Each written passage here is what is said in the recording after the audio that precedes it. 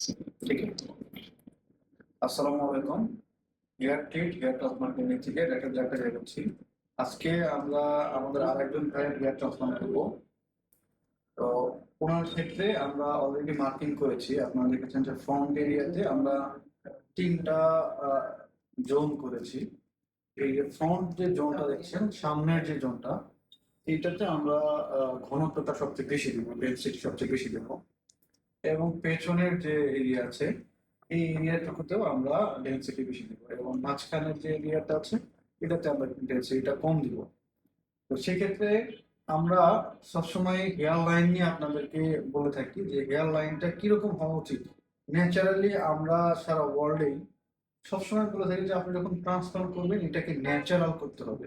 আপনি যদি ন্যাচারাল করতে না পারেন, আর্টিফিশিয়াল একটা লাইন টেনে দেন সোজা করে, সেটা কিন্তু সারা জীবন আপনাকে দেখে মানুষ বুঝবে যে এটা হেয়ার ট্রান্সপ্লান্ট করা অথবা আর্টিফিশিয়াল চুল লাগানো।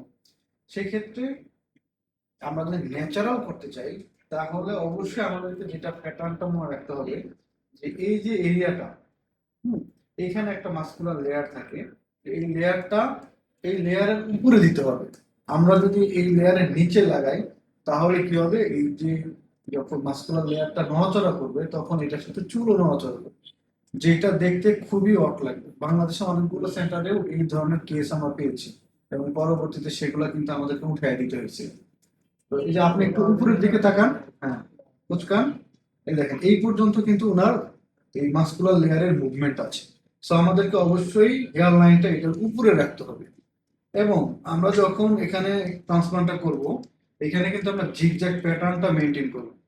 ফলে যখন এটা আমরা দেখবো যে রেজাল্ট আসবে, তখন কিন্তু একদম ন্যাচারাল আমাদের যে চুলগুলো এলোমেলো থাকে ওইভাবে হয়ে উঠবে। একটা লম্বা লাইন টেনে যদি আমরা করি, সেটা কিন্তু সবসময় আনন্যাচারাল মনে হবে। তো আর একটা হল, দেখেন এইটার একটা প্যাটার্ন আছে। এই যে পরিমাণ, হ্যাঁ, এখান থেকে যে অংশ, এখান থেকে এতটুকু, এবং এখান থেকে এতটুকু, এতটুকু যদি এই যে অনুপাত, এই অনুপাত যদি ঠিক না থাকে, তাহলে কিন্তু আমাদেরকে আর্টিফিশিয়াল আর্টিফিশিয়াল মনে হবে।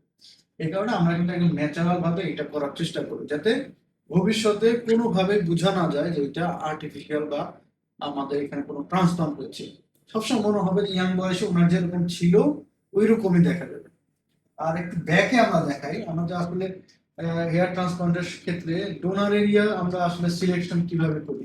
আপনারা দেখতে পাচ্ছেন যে এই যে জোন গুলা আমরা ভাগ করেছি, এই হলো আমাদের সেফ জোন এরিয়া।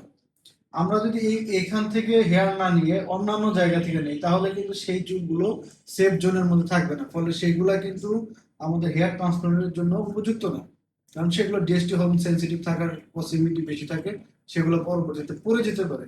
সেক্ষেত্রে আমরা কি করি, আমরা কিন্তু সেফ ডোনার এরিয়াটা নিই, যেখানে ডিএসটি হরমোন সেন্সিটিভ যে হেয়ার গুলো এগুলো খুবই কম থাকে।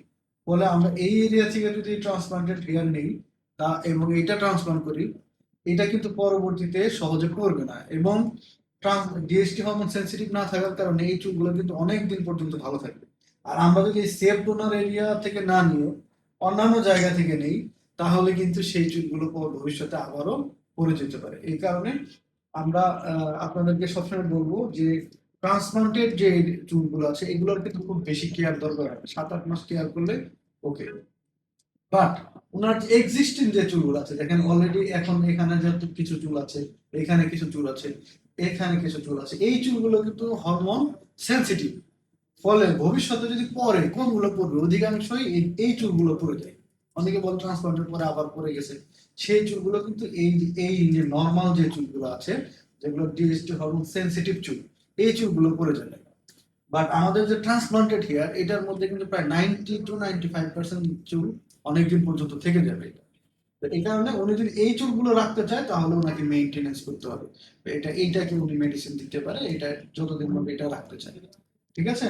তো ভাই আমরা ট্রান্সফার শুরু করে দিই নাকি? জি, আমাদের সার্বিক সার্ভিসে আপনার সন্তুষ্ট কিন্তু? আলহামদুলিল্লাহ সন্তুষ্ট। আপনাদের আচার ব্যবহার প্রতিষ্ঠান দেখে আসলাম। এই কারণে এখানে করে এমন অন্য জায়গায় গেছি আমি, তা আমার কেমন যেন বিশ্বস্ত মনে হয়েছে, যার কারণে এখানে আসা। Thank you. আমরা শুরু করবো। আমরা দেখেন লাইনটা আবার একটু দেখাই দিচ্ছি। আমরা কিন্তু সবসময় এটা সিলেকশন করব, আমাদের যে লেজার মেশিন আছে এটা কিন্তু আমাদের যে মাপটা এটা আসবে একদম অ্যাকুরেট মাপ। ফলে আমরা এটা কিন্তু লেজার মেশিন দিয়েই আমরা সবসময় এটা করে থাকি। হ্যাঁ, তো ঠিক আছে, আমরা সার্জারি এবং সার্জারির পর একটা আশা করি সুন্দর একটা রেজাল্ট আসবে, তখন আমরা আবার ওনার রেজাল্টটা আপনাদেরকে দেখাবো। তো সবাই ভালো থাকবেন। যারা হেয়ার ট্রান্সপ্লান্ট করতে যাচ্ছেন আপনারা আমাদের কাছে আসুন, আমাদের কেসগুলো দেখুন, আমাদের রেজাল্টগুলো দেখুন, তারপরে আস্তে ধীরে সিদ্ধান্ত নিন। আসসালামু আলাইকুম।